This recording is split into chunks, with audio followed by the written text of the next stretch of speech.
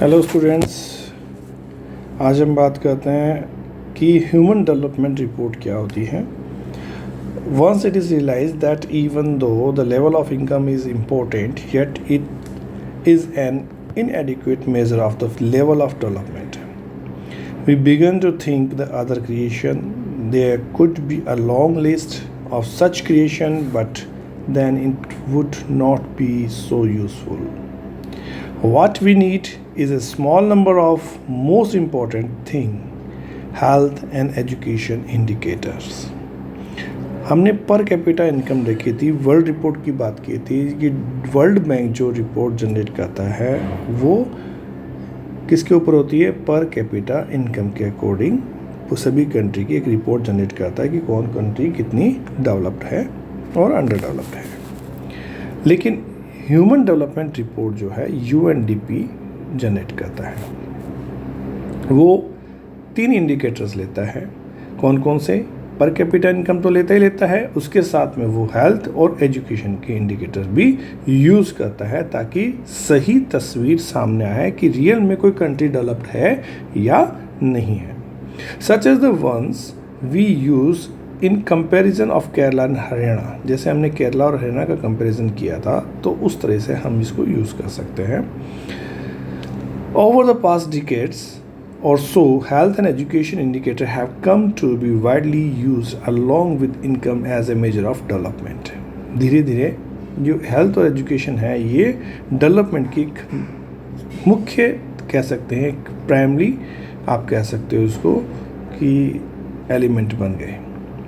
For instance human development report published by UNDP, ये कई बार पूछा जाता है क्वेश्चन कि किसने पब्लिश किया, United Nation Development Programme that is UNDP, ये इसको पब्लिश करता है। और किसके ऊपर करता है, किस बेस पे करता है? 2 क्वेश्चन बनते हैं, हेल्थ, एजुकेशन और पर कैपिटा इनकम, इन तीनों का यूज़ करते हुए ये रिपोर्ट पेश करता है। हर साल रिपोर्ट देता है, हर एक कंट्री की रिपोर्ट इसके अकॉर्डिंग चेंज हो जाती है। Compare countries based on the educational level of the people, their health status and पर कैपिटा इनकम, ये तीनों का यूज़ करता है। It would be interesting to look at certain relevant data regarding India and neighbors. अगर हम इनका report देखते हैं आसपास की कंट्री का तो हम ये देखते हैं कि जो इंडिया से छोटी कंट्री है वो ज़्यादा अच्छा, इसमें रिपोर्ट कार्ड उनका ज़्यादा अच्छा है, प्रदर्शन उनका ज़्यादा अच्छा है, ज़्यादा अच्छे नंबर लेके आई, एक तरह से हम ये कह सकते हैं। जैसे इंडिया का अगर SDI rank, SDI human development index कहा जाता है जो यूएनडीपी निकालती है, ठीक है, जो ह्यूमन डेवलपमेंट रिपोर्ट के अंदर ये प्रकाशित होती है, पब्लिश होती है। तो इंडिया का इसमें 2018 के अंदर 130 रैंक है, जबकि श्रीलंका का हम देखते हैं हमसे बहुत छोटी कंट्री है और वहाँ उसका डेवलपमेंट में 76 रैंक है, ठीक है। तो ये चीज़ें हमें बताती है कि ह्यूमन डेवलपमेंट इंडेक्स मेज़रमेंट करता है 3 चीज़ों के आधार पर कैपिटा इनकम, हेल्थ और एजुकेशन सिस्टम के ऊपर।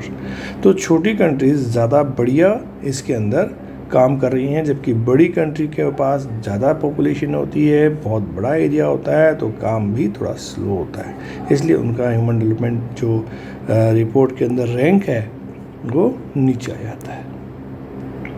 Okay, SDI stands for human development index, ये कई बार पूछते हैं तो इसको ध्यान रखिएगा।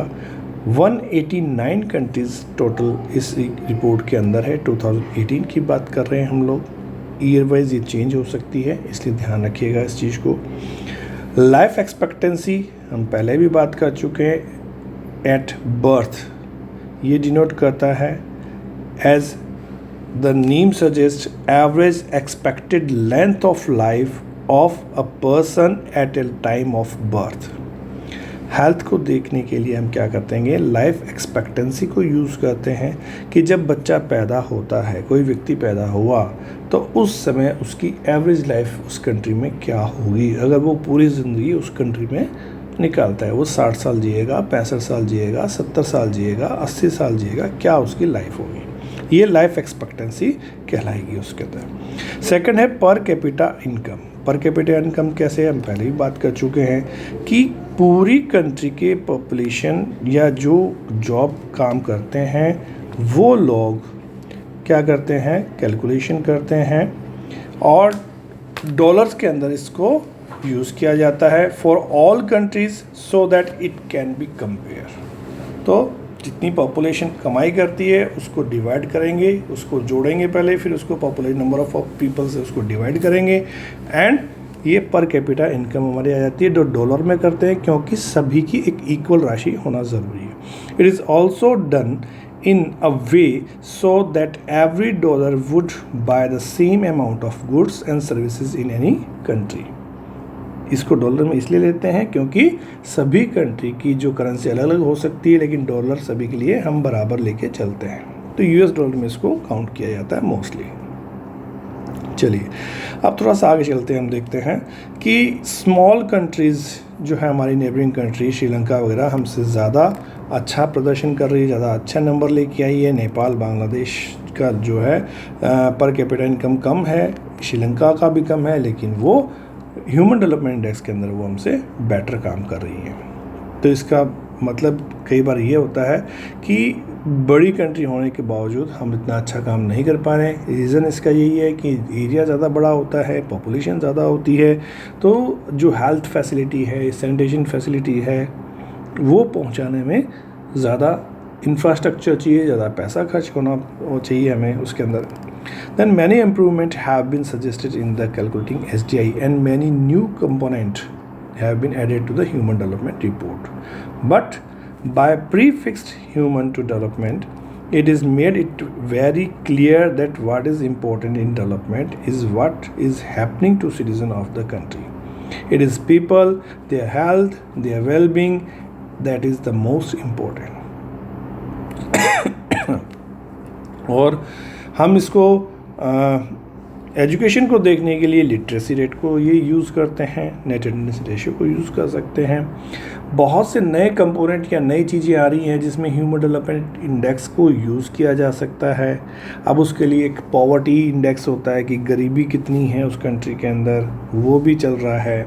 करप्शन वहाँ पे कितना है, सैनिटेशन फैसिलिटीज़ वहाँ पे कितनी हैं, पर पर्सन एजुकेशन क्या हो रहा है, वो उनके पास फैसिलिटीज़ क्या हैं, पानी पीने को साफ़ पानी उनको पहुंचता है नहीं पहुंचता, उनके पास घर है या नहीं है, लोगों के पास में इलेक्ट्रिसिटी है या नहीं है। ठीक है, तो बहुत से क्राइटेरिया, अब नए क्राइटेरिया जोड़ने की कोशिश की जा रही है ताकि और बढ़िया तरीके से हम ये जान सकें कि कंट्री के सारे लोग कितने डेवलप्ड हैं।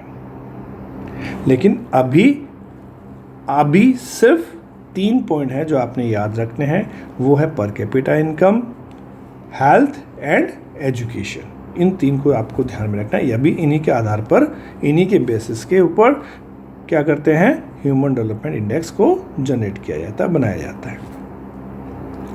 अब एक छोटा सा टॉपिक हमारा रह जाता है इसमें कि सस्टेनेबिलिटी ऑफ डेवलपमेंट क्या है। Suppose for the present that a particular country is quite developed, we would certainly like this level of development to go up further, at least be maintained for future generation.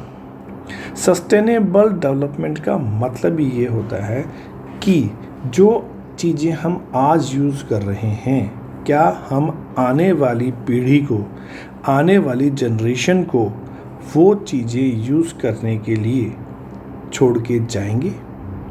जो साफ़ हवा, जो सही environment, जो पानी, जो चीज़ें, जो हम पेट्रोल डीजल जो हम यूज़ कर रहे हैं, जो फॉसिल फ्यूल्स यूज़ कर रहे हैं, क्या आने वाली जनरेशन वो देख पाएंगी? जो जानवर, जो क्रिएचर, जो एनिमल्स, जो प्लांट्स आज हम देख रहे हैं, क्या आने वाली जनरेशन वो देख पाएंगी, या कहीं उनके लिए अर्थ बहुत डिफरेंट होगी? तो ये चीज़ ध्यान में रखें। अगर हम उसको ध्यान में रख के काम कर रहे हैं कि यस आज हम इतना यूज़ कर रहे हैं, इतनी नेचर वापस उसको बना देगी और आने वाली जनरेशन के पास भी ये ऑप्शन मौजूद रहेंगे, ये चीज़ें रहेगी, तो उसको कहते हैं सस्टेनेबिलिटी। यानी कि लगातार हर व्यक्ति को, हर जनरेशन को वो चीज़ मिलेगी जो आज हम यूज़ कर रहे हैं। ठीक है, the number of scientist have been warning that the present time and level of the development are not sustainable. अगर हम साइंटिस्ट ने भी कह चुके हैं, सबके, अगर इसी तरह से हम काम करते रहे, ह्यूमन बीइंग काम करता रहा, तो कुछ ही सालों में हम बहुत कुछ चेंज कर देंगे, नेचर को बदल डालेंगे, ख़त्म कर देंगे। वो नहीं रहेगा। जैसे ground water in India, ground water का डिप्लेशन होता जा रहा है, ग्राउंड वाटर कमी होती जा रही है, ख़त्म होता जा रहा है, उसकी क्वालिटी ख़त्म होती जा रही है, डिटोरेशन हो रहा है उसके अंदर, है ना। तो ये बहुत सी चीज़ें, ये एक एग्जांपल है हमारे पास कि ग्राउंड वाटर कैसे कम हो रहा है। दूसरा एग्जांपल की हम अगर बात करते हैं वहाँ पे, तो हमारे पास आ जाता है कि exhaustion of the natural resources. Mostly इसमें जो कोल है, मिनरल्स हैं, आयरन ओर है। हम और बात करें तो हमारे पास पेट्रोलियम, फॉसिल फ्यूल्स, ये तो बहुत जल्दी एग्जॉस्ट होने वाले हैं। With in 50 years, 60 years, 70 years maximum जो है, 60-70 सालों के अंदर अंदर ये ख़त्म हो जाएगा फॉसिल फ्यूल। और इस फ्यूल को, पेट्रोल डीजल जिसको फॉसिल फ्यूल हम बात करते हैं, इसको बनने में हज़ारों करोड़ों साल लगते हैं। ये आने वाली लाइफ में कभी भी हम नहीं देख पाएंगे इसके कि पेट्रोल डीजल कुछ हुआ करते थे, ये कहानी हो जाएगी। तो ऐसे रिजर्व्स, ऐसी चीज़ों को बचाना, ऐसे काम को रखना, ये हमारे लिए होना चाहिए। इसको हम कहेंगे सस्टेनेबल डेवलपमेंट। ठीक है, तो ये ग्राउंड वाटर का एग्जांपल है। क्रूड ऑयल की बात की, जो हम बात करें, नॉन रिन्यूएबल रिसोर्सेज हैं। तो अगर इसको बचाना है तो हमें क्या करना पड़ेगा, रिन्यूएबल रिसोर्सेज की तरफ जाना पड़ेगा। रिन्यूएबल रिसोर्सेज कौन से होंगे, सोलर एनर्जी होगी, इलेक्ट्रिसिटी हो गई, विंड एनर्जी होगी, वेव्स एनर्जी होगी, टाइडल एनर्जी होगी, थर्मल एनर्जी होगी। इनके ऊपर हमें काम करना पड़ेगा, तो इसके ऊपर हम मूव कर सकते हैं वहाँ पे। ठीक है, तो consequences of environment degradation do not respect the national और स्टेट बाउंड्रीज। जिन नेचर को जो तरह हम एग्जॉस्ट कर रहे हैं, जिस तरह से उसको निकाल रहे हैं, उसका एनवायरनमेंट कभी भी, एनवायरनमेंट डिग्रेडेशन जो होता है वो आपकी पॉलिटिकल बाउंड्री से नहीं बंधा हुआ कि भारत में हो रहा है या पाकिस्तान में। भारत ने इतना धुआं फैलाया तो मैं यहाँ इतना काम करूँगा, पाकिस्तान ने ऐसा किया तो मैं पाकिस्तान के साथ ये करूँगा, अमेरिका ने धुआं फैलाया तो उसके साथ ये करूँगा। ऐसा नहीं होता, नेचर सबके साथ, उसके लिए कोई पॉलिटिकल बाउंड्री नहीं है। This issue is no longer region और nation specific, our future is linked together. चाहे कहीं पे भी कुछ भी एक्टिविटी हो, हम सब आपस में जुड़े हुए हैं। Then sustainability of development is comparatively a new era of knowledge in which scientist, economist, philosophers and other social scientist are working together. Sustainability के ऊपर आज सारे लोग मिल के काम कर रहे हैं। साइंटिस्ट के साथ साथ इकोनॉमिस्ट भी हैं, फिलोसफर्स भी हैं जो उनको बातें बताते हैं, सोचते हैं जो, और नॉलेज रखने वाले अदर लोग भी हैं। ठीक है, तो in general the question of the development और प्रोग्रेस इज पैरेलल। जो डेवलपमेंट है और जो प्रोग्रेस है वो साथ साथ चलनी चाहिए, लगातार चलती रहनी चाहिए। But all times as a member of society and individual we need to ask where we want to go। हमें कहाँ जाना है, हम कहाँ जा रहे हैं, हम कर क्या रहे हैं और क्या करना चाहिए, इसके ऊपर हमें विचार करना है। What we wish to become, हमें क्या बनना है, and what our goal are। So debate on development, development countries या developed countries, इन सब के ऊपर काम करना है हमें। तो ये हमारा चैप्टर था। एक छोटा सा टॉपिक यहाँ पे हमारे पास रह गया कि BMI क्या होता है, बॉडी मास इंडेक्स जिसको कहा जाता है। BMI मोस्टली हम देखते हैं कि किस एज का बच्चा है, उस बच्चे का कितना वेट है और उसकी क्या हाइट है, उसकी क्या वेट है। हाइट और वेट को डिवाइड करके एक मेथड है, उस मेथड के अकॉर्डिंग हम इसको निकालते हैं। BMI से पता ही लग जाता है कि बच्चे को न्यूट्रिशन सही मिल रहा है या नहीं मिल रहा। अगर ज़्यादा है तो ओबेसिटी में चला जाता है, यानी कि वेट बढ़ा हुआ है, वो ज़्यादा खा रहा है। अगर वो कम है दैट मीन्स वो उसको न्यूट्रिशन पूरा तरीके से नहीं मिल रहा। तो नॉर्मल वेट के अंदर आना चाहिए, अंडर वेट नहीं हो, ओबेसिटी के अंदर नहीं हो, उसको हम BMI कहते हैं। तो कई बार ये BMI का फुल फॉर्म भी पूछ लेते हैं और कैलकुलेशन कैसे की जाती है ये भी हो सकता है पूछ लिया आपसे। तो कैलकुलेशन करने के लिए सिंपल सा है कि हाइट रिकॉर्ड कीजिए सेंटीमीटर और उसको इनटू मीटर्स कन्वर्ट कीजिए, डिवाइड बाय द वेट, और उसको एक BMI जो हमारे पास एज के अकॉर्डिंग, एज के अकॉर्डिंग, मेल और फीमेल के अकॉर्डिंग बॉडी मास इंडेक्स दिया हुआ है, उस इंडेक्स में मेल कीजिए, उसके अंदर देखिए, अगर जहाँ पर उसको मिलता है उसके अकॉर्डिंग उसका होना चाहिए। अगर उस रेंज के बिटवीन है, बीच में आता है, तब ठीक है, अदरवाइज़ वो ओबेसिटी में जाएगा या अंडरवेट में जाएगा। चलिए, अब इससे रिलेटेड कोई भी क्वेश्चन है तो आप मुझसे कॉल कर सकते हैं, पूछ सकते हैं।